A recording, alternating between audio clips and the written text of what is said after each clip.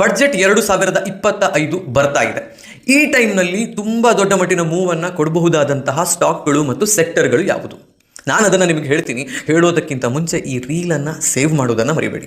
2024ರಲ್ಲಿ ಬಡ್ಜೆಟ್ಗಿಂತ ಮುಂಚೆ ಮತ್ತು ನಂತರ 2 ಸೆಕ್ಟರ್ಗಳು ತುಂಬ ಮೂವನ್ನು ಕೊಟ್ಟಿದ್ದು. ಡಿಫೆನ್ಸ್ ಸೆಕ್ಟರ್ ಒಂದು, ರೈಲ್ವೆ ಸೆಕ್ಟರ್ ಇನ್ನೊಂದು. ಈ ವರ್ಷವೂ ಕೂಡ defence sector would continue to perform the same way. ಯಾಕೆ? ಡಿಫೆನ್ಸ್ ಬಡ್ಜೆಟ್ ಕಮ್ಮಿ ಆಗೋದಿಲ್ಲ, ಹೆಚ್ಚಾಗ್ತಾ ಹೋಗುತ್ತೆ. ನಮ್ಮ ಸುತ್ತಮುತ್ತ ಇರುವವರು ಎಲ್ಲರೂ ವೈರಿಗಳೇ. ಹಾಗಾಗಿ ಡಿಫೆನ್ಸ್ ಅಲೋಕೇಶನ್ ಹೆಚ್ಚಾಗುವ ಸಾಧ್ಯತೆ ಇದೆ. ಹೆಚ್ಚಾದರೆ ನಮ್ಮ ಡಿಫೆನ್ಸ್ ಕಂಪನಿಗಳ ಸ್ಟಾಕ್ಗಳು ಮೇಲೆ ಹೋಗುತ್ತವೆ. ರೈಲ್ವೆ ಸೆಕ್ಟರ್ನಲ್ಲಿ ವಂದೇ ಭಾರತ್ ಟ್ರೈನ್ಗಳ ಸಂಖ್ಯೆ ಹೆಚ್ಚಾಗಬಹುದು, ಹೊಸ ರೈಲ್ವೆ ಪ್ರಾಜೆಕ್ಟ್ಗಳ ಅನೌನ್ಸ್ಮೆಂಟ್ ಆಗಬಹುದು. ಈ ಎರಡೂ ನಡೀತು ಅಂತ ಹೇಳಿದರೆ ರೈಲ್ವೆ ಸೆಕ್ಟರ್ನಲ್ಲೂ ಕೂಡ ಅಪ್ ಮೂವ್ ಬರುತ್ತೆ. ಮೂರನೆಯ ಸೆಕ್ಟರ್ ರಿನ್ಯೂವೇಬಲ್ ಮತ್ತು ಗ್ರೀನ್ ಎನರ್ಜಿ ಅಂತ ಹೇಳುವಂತಹ ಸೆಕ್ಟರ್. ಗವರ್ಮೆಂಟ್ ರಿನ್ಯೂವೇಬಲ್ ಎನರ್ಜಿಯ ಕಡೆಗೆ ತುಂಬ ಇಂಪಾರ್ಟೆನ್ಸನ್ನು ಕೊಡ್ತಿದೆ. 2030ರ ವೇಳೆಗೆ ಅತಿ ಹೆಚ್ಚು ರಿನ್ಯೂವೇಬಲ್ ಎನರ್ಜಿಯ ಮೂಲಕವೇ ವಿದ್ಯುತ್ತನ್ನು ಉತ್ಪಾದನೆ ಮಾಡಬೇಕು ಅನ್ನುವ ಆಲೋಚನೆಯಲ್ಲಿ ಸರ್ಕಾರ ಇದೆ.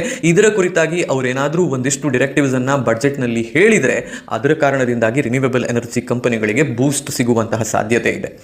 ಸಾಲಿಡ್ ಮತ್ತು ಲಿಕ್ವಿಡ್ ವೇಸ್ಟ್ ಮ್ಯಾನೇಜ್ಮೆಂಟ್ ಸೆಕ್ಟರ್ನಲ್ಲಿ ಕೆಲಸ ಮಾಡ್ತಾ ಇರುವಂತಹ ಕಂಪನಿಗಳೂ ಕೂಡ ಒಂದಿಷ್ಟು ಇಂಪಾರ್ಟೆನ್ಸನ್ನು ಮತ್ತು ಟ್ರ್ಯಾಕ್ಷನನ್ನು ಬಡ್ಜೆಟ್ನ ಆಸುಪಾಸಿನಲ್ಲಿ ಪಡೆಯುವ ಸಾಧ್ಯತೆ ಇದೆ. 5ನೆಯ ಮತ್ತು ಅತಿ ಮುಖ್ಯ ಸೆಕ್ಟರ್ ನನ್ನ ಪ್ರಕಾರ ಡೇಟಾ ಸೆಂಟರ್ ಬಿಸ್ನೆಸ್ಸನ್ನು ನಡೆಸ್ತಾ ಇರುವಂತಹ ಕಂಪನಿಗಳು. ಈ ಕಂಪನಿಗಳ ಸ್ಟಾಕ್ ನಿಮ್ಮ ಹತ್ರ ಇದೆಯಾ? ಕಮೆಂಟ್ ಮಾಡಿ ಹೇಳಿ.